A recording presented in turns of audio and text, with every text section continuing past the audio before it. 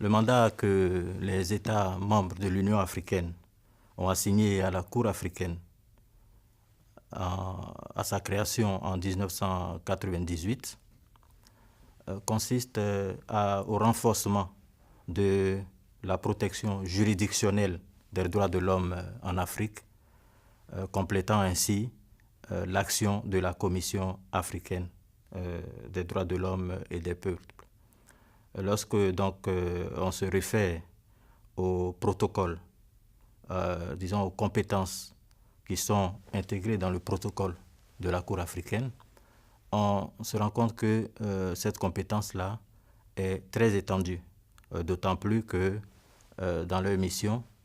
les juges de la Cour peuvent interpréter toute violation de tout instrument des droits de l'homme, que ce soit dans le cadre de l'Afrique, que ce soit dans le cadre de l'Union africaine, que ce soit dans le cadre de façon générale internationale. Elle a donc ce pouvoir étendu-là. Cela pour dire que la fonction protectrice de la Cour est immense et elle s'interfère également dans le rôle protecteur concernant la liberté d'expression, concernant la sécurité des journalistes, d'autant plus que ces droits-là s'assimilent également à des droits fondamentaux. Et donc, la fonction donc, de protection de la liberté d'expression est donc effective à ce niveau-là.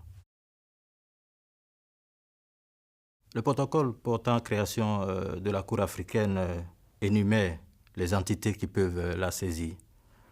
notamment les États peuvent saisir la Cour africaine, les organisations intergouvernementales africaines, également la Commission africaine des droits de l'homme et des peuples, mais aussi les individus et les ONG. Au niveau des ONG et des individus, il faut préciser qu'il existe une condition, c'est celle de la déclaration qui est faite par les États qui ont ratifié les protocoles permettant aux individus et aux ONG de saisir directement la Cour. Il faut donc une déclaration spéciale faite par ces États-là. Ce sont donc ces entités-là qui peuvent saisir la Cour avec, comme je l'ai dit, la seule condition concernant les individus et les ONG, qui est formée par l'article 34.6. L'article 34.6, pour préciser, c'est le fait que les États qui ont fait cette déclaration-là pourront être directement à traite devant la Cour africaine des droits de l'homme, puisqu'elles permettent ainsi aux individus et aux ONG de pouvoir saisir cette juridiction-là contre ces États, effectivement, pour les violations alléguées des droits de l'homme et des peuples. Mais bien entendu, ces conditions-là ne sont pas les seules, puisque d'autant plus que avant de saisir la Cour, il faudrait avoir épuisé les voies de recours au niveau interne. L'épuisement des voies de recours signifie que la partie qui veut saisir la Cour a intenté son action devant les juridictions internes jusqu'au plus haut niveau. Mais là encore, effectivement, il faut préciser que ce n'est pas ad vitam aeternam qu'il faut entendre cette condition-là. D'autant plus qu'il arrive que ces recours-là peuvent être inefficaces,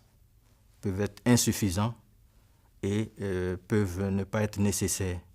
Dans ces conditions-là, la jurisprudence a émis des décisions. La jurisprudence, il existe des décisions effectivement qui précisent que cette condition-là, on peut la contourner lorsque les conditions ne sont pas réunies, les conditions de sa réalisation ne sont pas réunies. Il faut qu'elle puisse pouvoir exister au niveau national, il faut également qu'elle puisse être efficace. Il est important que les juristes soient formés dans la mesure où, pour mieux protéger un droit, il faudrait bien évidemment pouvoir le saisir, le comprendre, comprendre ses contours, comprendre son contenu et pouvoir l'exercer en bonne et due forme. Maintenant, concernant les juristes, et plus précisément, si vous voulez, le milieu judiciaire, il est aussi important qu'ils puissent maîtriser cette notion-là dans la mesure où, dans leur fonction de protection de la société, il peut arriver il arrive même que cette fonction-là, n'est-ce pas, porte également sur la fonction ou s'exerce contre la fonction de régulateur, la fonction d'information qui est exercée par les journalistes. Et donc, il est important que les juristes, les juges et même les avocats soient au fait de cette notion, soient au fait de ce droit-là, afin que l'exercice même de la fonction de journaliste, le bénéfice, n'est-ce pas, de la liberté d'expression puisse être effectif, puisse être efficace. En matière de liberté d'expression, à ce jour, 3 arrêts peuvent nous intéresser,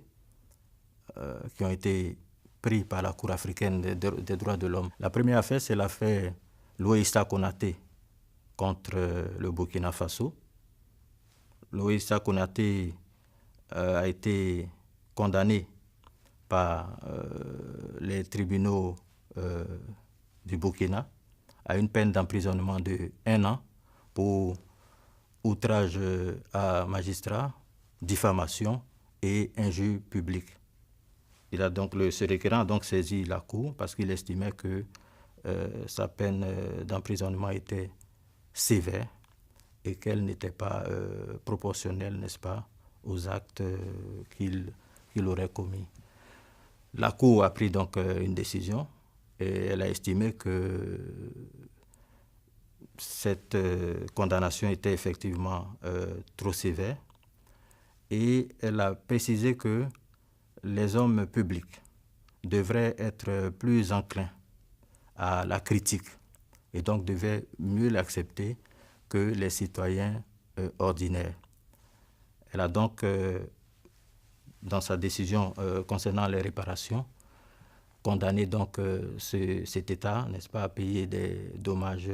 intérêts à la victime, d'autant plus qu'il y a eu suspension de l'apparition de ces journaux. Mais également, la Cour a enjoint l'État de modifier les dispositions de sa législation parce que, avons-nous estimé, ou du moins la Cour a estimé, que le droit international va de plus en plus vers la dépénalisation des délits de presse et qu'il n'était pas normal qu'il y ait encore des lois qui criminalisent cette fonction-là de journaliste. Concernant l'application, il nous est revenu par les avocats, par les conseils de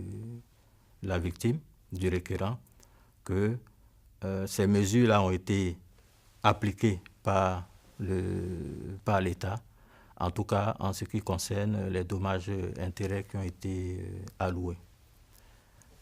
Il y a également l'affaire Norbert Zongo contre le Burkina Faso, du nom de ce journaliste d'investigation qui enquêtait sur des faits qui impliquaient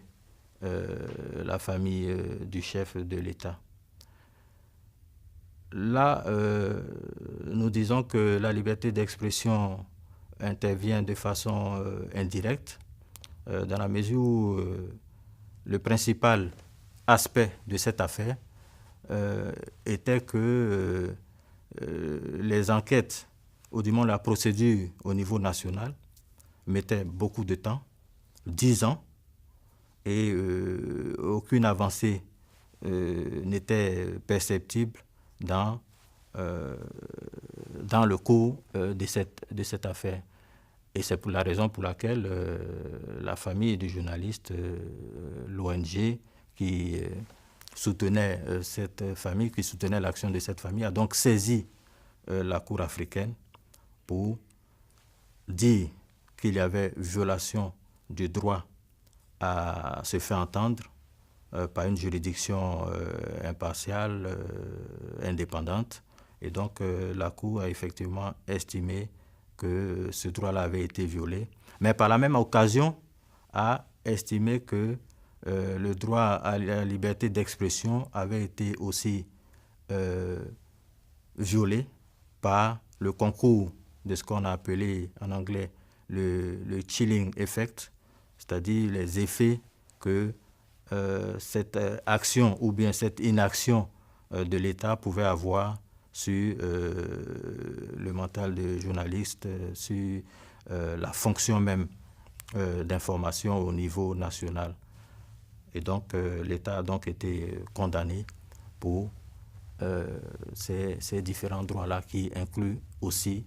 la liberté d'expression.